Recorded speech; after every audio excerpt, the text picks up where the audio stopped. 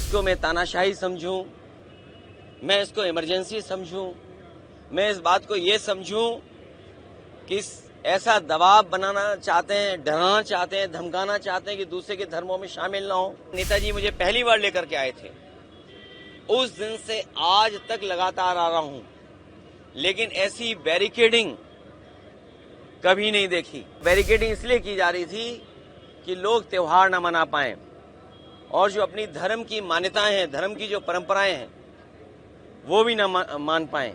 बहुत बहुत मुबारकबाद, ईद के त्योहार की बहुत बहुत मुबारकबाद।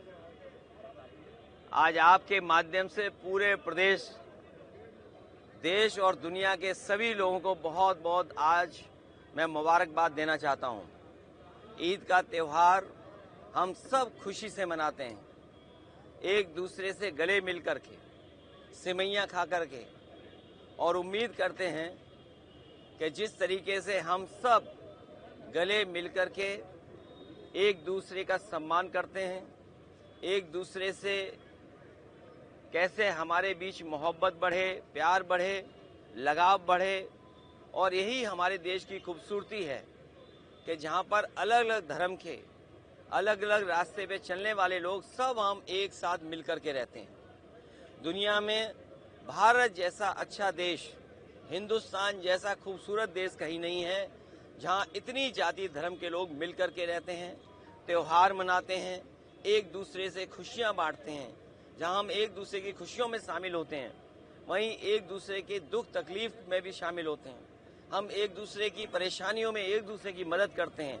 यही समाज हमारा इसी तरीके से बना रहे, और जब हम सब मिलकर के रहेंगे तो हमारा देश और तरक्की और खुशहाली के रास्ते पर जाएगा। भाजपा के मंत्री आपके नमाज को बैन किया गया था, क्या कहेंगे सर? लगाए गए हैं, ये एक अनडिक्लेयर्ड इमरजेंसी है। मेरे पत्रकार साथियों, हालांकि आपको पता होगा, और इसमें से मैं देख रहा हूं कि बहुत सारे सीनियर लोग भी हैं और बहुत वर्षों से आ रहे हैं यहां पर, और यहीं पर कवर करने आते हैं, कवरेज करने आते हैं। आप इसी जगह पर मिलते हैं। कभी इतनी बैरिकेडिंग नहीं होती होगी। जब मैं आज आ रहा था तो जानबूझ करके पुलिस ने मुझे रोका। मैंने जानना चाहा कि भाई क्यों नहीं जाने दे रहे हो। पूरी बैरिकेडिंग लगा करके मुझे आधे घंटे जब बात की तब जाने दिया, बड़ी मुश्किल से, और एक गाड़ी जाने दी। और जब जानना चाहा मैंने कि आखिरकार क्यों ऐसा किया जा रहा है, तो किसी अधिकारी के पास जवाब नहीं था।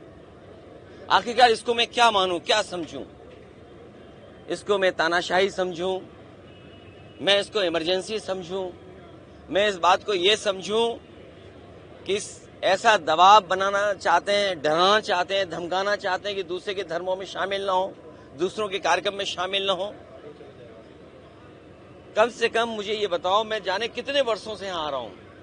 मुझे याद है नेताजी मुझे पहली बार लेकर के आए थे, उस दिन से आज तक लगातार आ रहा हूं, लेकिन ऐसी बैरिकेडिंग कभी नहीं देखी।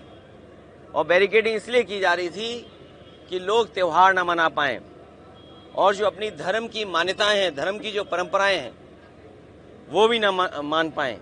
तो सबसे बड़ा खतरा लोकतंत्र को है, संविधान को है। ये सरकार बड़ी जिम्मेदारी के साथ मैं कह सकता हूं, यह मुझे नहीं कहना चाहिए, लेकिन फिर भी मैं कह रहा हूं कि ये देश भारतीय जनता पार्टी संविधान से नहीं चला रही है। भाजपा के मंत्री होने जा रहा है सर देश भर में। जब मुबारकबाद दे रहे थे तो लोगों ने उनको वापस जाओ के नारे लगाए थे, विरोध किया। लेकिन मैं इसमें कुछ नहीं कह सकता हूं। मैं यही कह सकता हूं कि हमारा देश बहुत बड़ा देश है और यहाँ पर सदियों से हम मिलकर के रहते आए हैं। हमारी मिली जुली संस्कृति यही है कि कब किसके एक दूसरे के खाने से हम मिल गए, एक दूसरे के कपड़े पहनावे से हम मिल गए।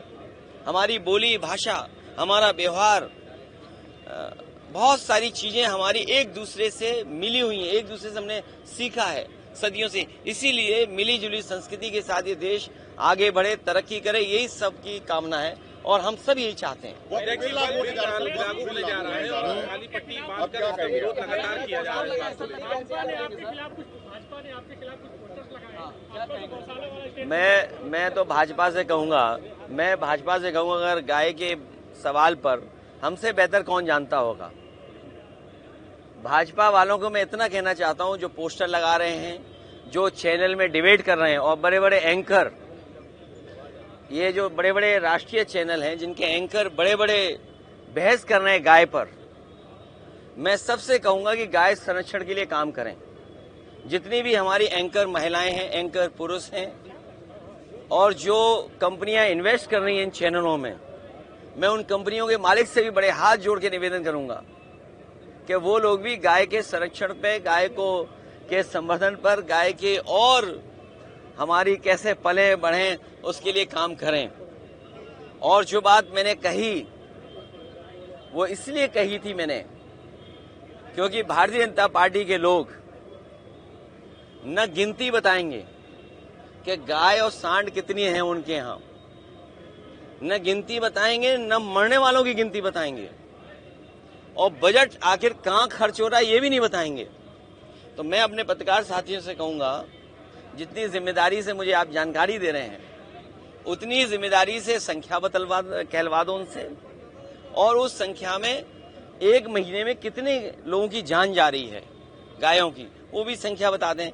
और आखिरी में अपनी बात कहता हुआ, ये सब बहस इसलिए भारतीय जनता पार्टी छेड़ती है क्योंकि जो बुनियादी सवाल है, किसान की आय दोगुनी होना, नौजवान की नौकरी रोजगार का सवाल, इन्वेस्टमेंट आने का सवाल, महंगाई का सवाल, बिजली महंगी का सवाल, इलाज दवाई है ही नहीं अस्पतालों में, और सबसे बड़ी बात जो छिपाना चाहते हैं वो जो भ्रष्टाचार है, ease of doing corruption, ease of doing and taking commission, ease of doing घोटाला, और उनका ही सबसे प्रिय अधिकारी लापता है, भगोड़ा है, साबित हो गया है।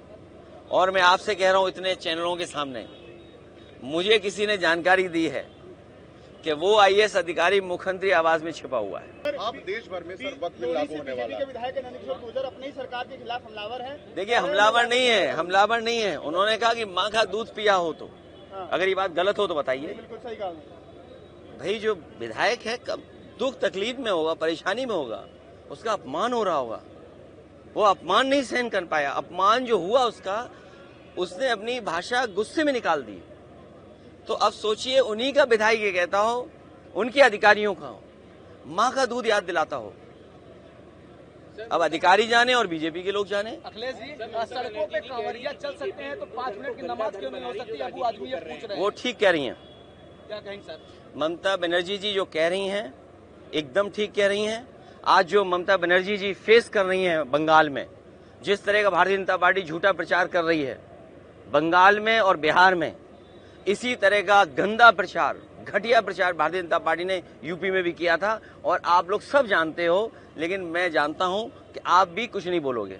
अबू आजमी क्या कहेंगे सर? वो कांवरिया अगर सड़क पे चल सकते हैं तो नमाज 5 मिनट क्यों नहीं हो सकती? उस बहस में मैं नहीं पढ़ना चाहता हूं, लेकिन जो सड़क है, मेरे साथ कौन चलना चाहता है? अभी सोमवार को कौन चलेगा मेरे साथ?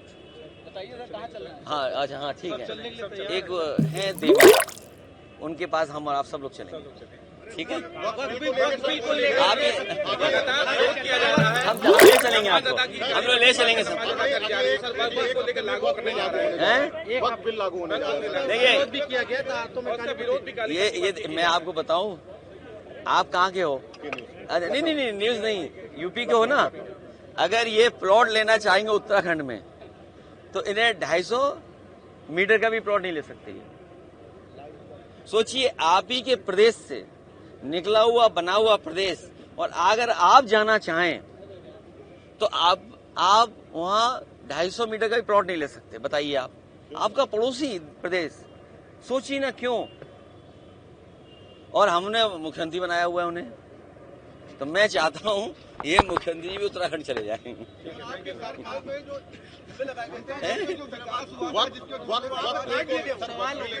अरे वक्फ बोर्ड, मैंने तुमसे क्या कहा? बीजेपी ने पहले एंग्लो इंडियन का वो लिया वापस आरक्षण, जो एंग्लो इंडियन का रिजर्वेशन था वो छीन लिया। जीएसटी से कहा कि हमारे जो व्यापारी हैं उनको सुविधा मिलेगी, उनको मदद मिलेगी। जीएसटी ने महंगाई बढ़ा दी, व्यापार बर्बाद कर दिया, व्यापारी परेशान कर दिए। नोटबंदी ने ये कहा कि भ्रष्टाचार खत्म हो जाएगा। आप बताइए कितने का कमीशन का मामला चला यहाँ पर? ये बंटवारे का झगड़ा है, कमीशन का झगड़ा नहीं था।